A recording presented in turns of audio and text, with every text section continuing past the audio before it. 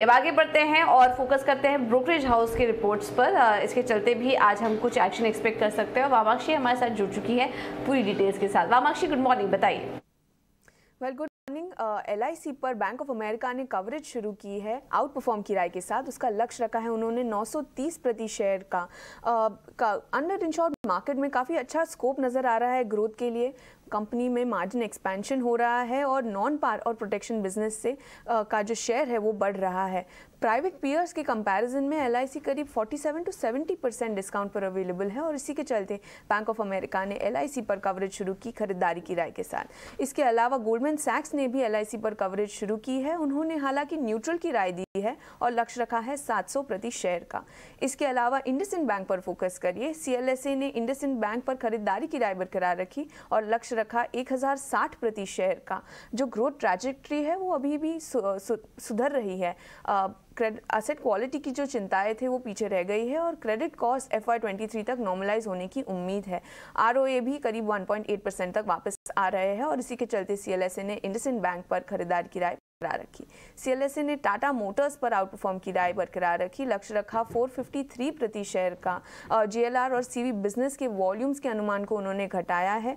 हालांकि free cash flow में सुधार आने से डेट भी कम हो सकता है और इसी के चलते CLSA ने टाटा मोटर्स पर आउट परफॉर्म की राय बरकरार रखी।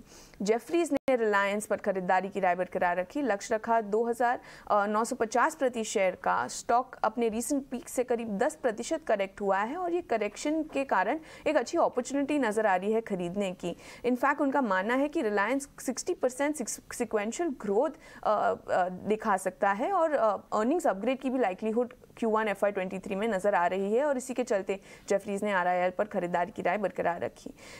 मॉर्गन स्टैनली ने डिक्सन पर अंडरवेट की राय बरकरार रखी। लक्ष्य रखा 2634 प्रति शेयर का। नए कस्टमर विन के बावजूद कंज्यूमर इलेक्ट्रिक के वॉल्यूम कमजोर नजर आ रहे हैं। डोमेस्टिक लाइटिंग के भी वॉल्यूम्स डिसअपॉइंट है। हालांकि डिक्सन एक बेनिफिशियरी है इलेक्ट्रॉनिक मैन्युफैक्चरिंग थीम का, बट फिर भी मॉर्गन स्टैनली ने उनके अर्निंग्स के अनुमान को घटाया है करीब 2 से 5% तक। आखिर में बंधन बैंक पर JP मॉर्गन ने ओवरवेट की राय दी है। बंधन बैंक के स्टॉक में काफ़ी मजबूत गिरावट नजर आई थी हमें। आसाम में फ्लड्स के कारण करीब 1/3 ऑफ आसाम का पोर्टफोलियो इम्पैक्ट हुआ है और एडिशनल 5% की स्लिपेज वो एस्टिमेट कर रहे हैं आसाम बुक पर और इसी के चलते JP मॉर्गन ने बंधन बैंक पर ओवरवेट की राय बरकरार रखी।